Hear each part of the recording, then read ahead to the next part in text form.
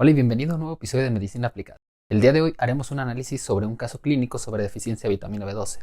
Cabe aclarar que previo a realizar estos videos en donde empiezo a analizar el caso clínico, yo no he leído nada del tema, lo hago de manera incidental, un caso aleatorio en donde intento explicar la manera en que pienso para poder realizar este tipo de diagnósticos. Una vez realizado esto, entonces sí reviso el tema y hacemos este tipo de revisiones. Vamos a jugar entonces entumido. Es un caso de medicina interna. Vamos a ver cómo se puede resolver. Nos presentan el caso de un paciente femenino de 35 años de edad que se presenta con una sensación de hormigueo en manos y pies desde hace 2 meses, en asociación con parestesias. No hay otros síntomas presentes. Desde ahí tenemos que empezar a visualizar que probablemente esto se trate de algún tipo de neuropatía o algo relacionado a algún trastorno vitamínico y que tenga que ver con esto mismo.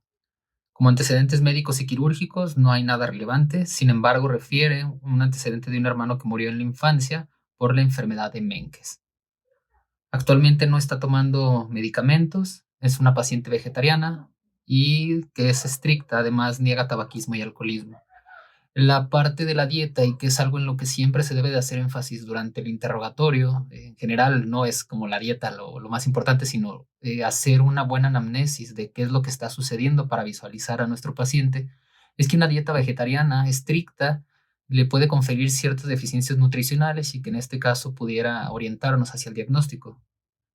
Se le realiza una biometría hemática completa con una hemoglobina de 9.3 gramos por decilitro, un recuento de eritrocitos de 3.1 por 10 a la 12 litros, un volumen corpuscular medio de 126 fentolitros y un nivel de glucemia en ayuno que es de 84 miligramos. Bueno, al tener estos datos, pues ya podemos inferir que se trata de una anemia megaloblástica y que probablemente tenga que ver con la deficiencia nutricional que hemos estado hablando.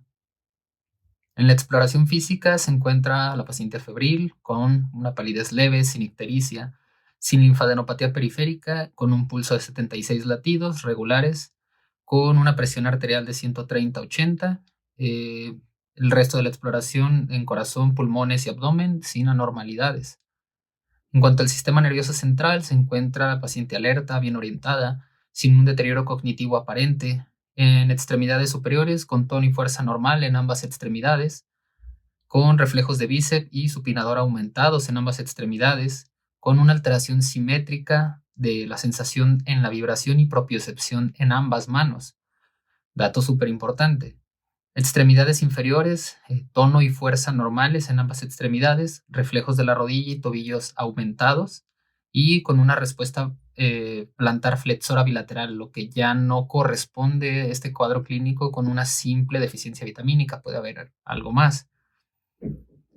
Y así también la respuesta, la alteración simétrica de la sensación de vibración y propiocepción en ambos pies. En cuanto a la exploración en cerebelo en equilibrio, un signo de Romberg positivo y los pares craneales sin anormalidades. Bueno, vamos a intentar abordar, aunque de manera inicial parecía que solamente iba a ser una deficiencia vitamínica con una anemia megaloblástica, se agregan ciertos componentes como la hiperreflexia, como la pérdida de la sensación en la propiocepción o la alteración en la vibración, que ya orientan hacia otro tipo de diagnóstico. Por lo tanto, la siguiente parte de este abordaje nos inicia a preguntar qué pruebas son las que necesitamos. El objetivo de la aplicación simplemente es obtener de manera pues más eficaz solamente los diagnósticos, solamente las pruebas que realmente se requieren. Entonces, ¿le pediremos un frotis de sangre periférica? Pues claro que sí, para ver realmente eh, los neutrófilos hipersegmentados que son propios de la anemia megaloblástica. Entonces, el frotis encuentra que hay una macrocitosis marcada con anisopoiquilocitosis, junto con algunos neutrófilos hipersegmentados que simplemente confirmarían parte de nuestro diagnóstico.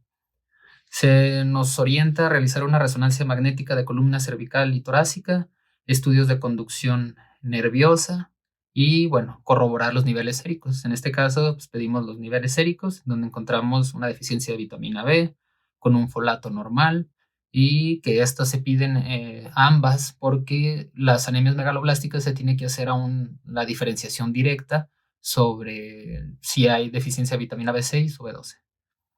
Y, perdón, B9. Y cobre, que en este caso parece estar dentro de los rangos normales. Se debe de realizar estudios de conducción nerviosa si el paciente presenta cierto tipo de alteraciones, aunque el tono es normal y puede orientar hacia otras patologías, pues independientemente los realizamos, ya que en este caso no se revelan anomalías dentro de este tipo de estudios, podemos descartar ciertas enfermedades.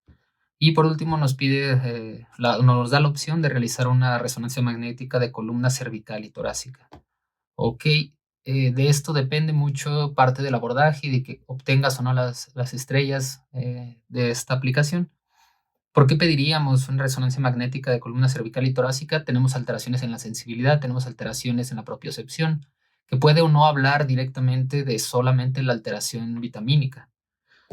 A la resonancia encontramos columnas posteriores de la médula espinal cervical y torácica superior que muestran hiperintensidades simétricas bilaterales, tanto en la secuencia de T2 e hipointensidad en la de T1.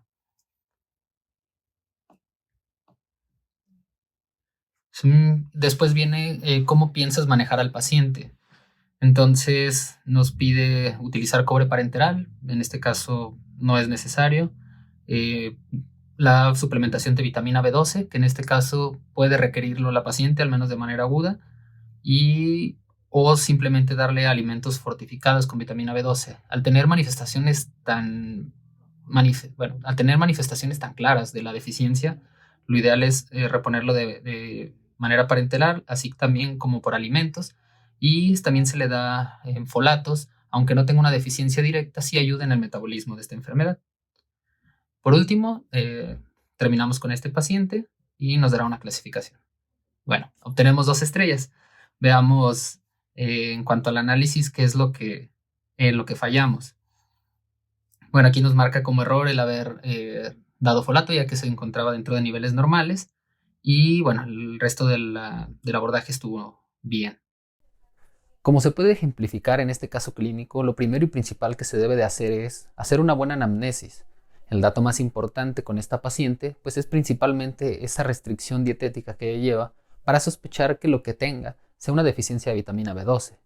Consecuentemente, lo primero que debemos hacer, según lo recomiendan estos artículos, es realizar la identificación de cuál es la vitamina que está deficiente. Tenemos una paciente con anemia, con síntomas neurológicos que son hasta cierto punto de gravedad, que eso fue lo que me hizo dudar en un inicio al momento de realizar este caso clínico. Sin embargo, conforme fue avanzando y con los resultados obtenidos laboratoriales, que el primero de ellos es obtener los niveles de vitamina B12, B9, en este caso los folatos, para determinar si existe o no una deficiencia. Según el artículo, es más sensible y específico obtener los niveles de ácido metilmalónico, así también como los niveles de metionina. Ambos son susceptibles a tener errores e incluso el artículo nos dice que los niveles de vitamina B pueden resultar hasta en 50% de las pruebas como falsos positivos o falsos negativos, lo cual lo vuelve una prueba no muy confiable. Por eso, idealmente hay que medir los niveles de ácido metilmalónico y de la metionina. Una vez obtenidos estos resultados, entonces habrá que ejemplificar cómo más vamos a abordar o descartar otro tipo de etiologías. Y en este caso es donde nacen ciertas pruebas que, por ejemplo, yo no sabía que era la enfermedad que mencionan dentro del antecedente con sus hermanos y que es una deficiencia de cobre. Por lo tanto, vienen los niveles de cobre para intentar ejemplificar que este tipo de enfermedades también se deben de descartar en algún momento, aunque es una enfermedad bastante rara. Pues bien, una vez obtenidos los niveles, lo que sigue era descartar qué es lo que estaba pasando con esta paciente, ver si había alguna etiología orgánica que causara la debilidad, y es por eso que se nos proponen ciertas pruebas. Yo dudaba de realizar la resonancia magnética, sin embargo existía pues la obligación de descartar algún diagnóstico diferencial, y es por eso que en esta revisión sí demuestra que lo que aparece en este estudio, en la resonancia magnética, tanto en la región torácica como cervical, con esta degeneración en V, y que es parte de los síntomas de gravedad de deficiencia de vitamina B12, es una indicación directa de realizar una resonancia. Si tenemos signos neurológicos focales tan importantes, en el artículo se nos menciona que mientras más severos sean estos cambios, probablemente la paciente lleve mucho más tiempo con esta deficiencia vitamínica. Así también hay que descartar muchas otras enfermedades como el consumo de fármacos que impidan la absorción de vitamina B12, ver algunos factores de malabsortivos que pueda tener como una gastritis atrófica, que aunque por la edad de la paciente es muy difícil que la tenga, pues habrá que realizarlo al menos de escrutinio o descartarlo. En este caso es muy claro que la deficiencia nutricional es la que lleva a la paciente a la enfermedad, pero bueno. También hay que pensar o tener en mente al momento de realizar este tipo de diagnósticos diferenciales, sobre todo en pacientes que en la mayoría de las ocasiones simplemente se les hace una biometría hemática y se encuentra como hallazgo una macrocitosis.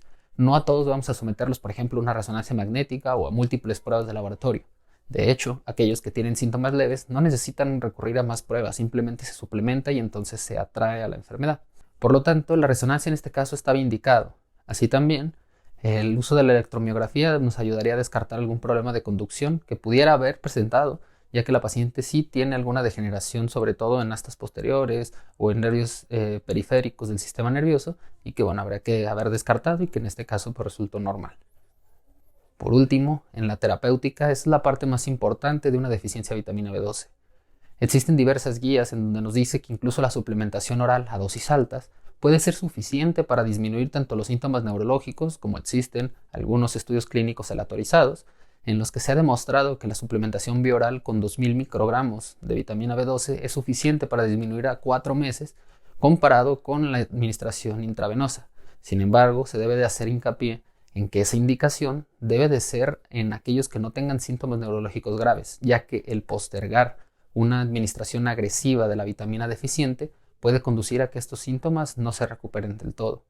Y por eso, en esta paciente, como lo digo en el video, lo ideal es iniciar tanto con la alimentación que suplemente la vitamina B12 como una administración intravenosa.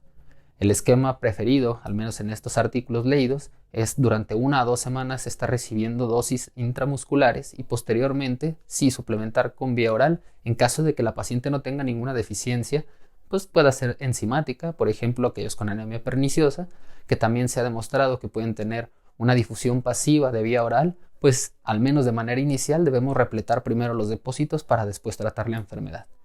¿Cómo vamos a evaluar el éxito? 1 semana después de administrada la vitamina B12, se aumentará la cantidad de reticulocitos, entre 6 y 8 semanas se verá resolución de la macrocitosis, de la anemia, y por último, cabe mencionar que los síntomas neurológicos posterior a la suplementación pueden empeorar incluso con esta sensación de parestesias o la aparición de otros síntomas neurológicos que previamente no estaban, como puede ser demencia y algunos otros síntomas, pero que a largo plazo los síntomas irán mejorando conforme se siga suplementando. Esto fue el análisis. Espero que les haya servido y que les sea muy útil. Esta aplicación me ayudó mucho durante el ENARM y espero que también les sea de utilidad a ustedes.